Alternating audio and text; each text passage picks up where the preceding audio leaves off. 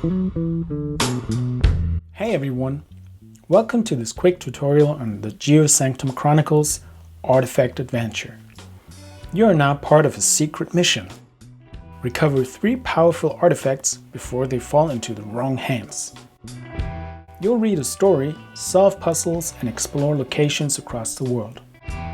The goal of the game is to locate and protect 3 artifacts hidden around the world. You play as a team of agents trying to stop a mysterious group, the so-called criminals, from capturing these artifacts. Now let's set up the game. To play the GeoSanctum Chronicles, the artifact adventure, you need the campaign booklet, the playing cards numbered 1 to 42, the GeoTranslocator card, and optionally pen and paper for taking notes. Sort the playing cards in order. Numbers on the bottom left corner, and place them in a stack so the card label Start is on top.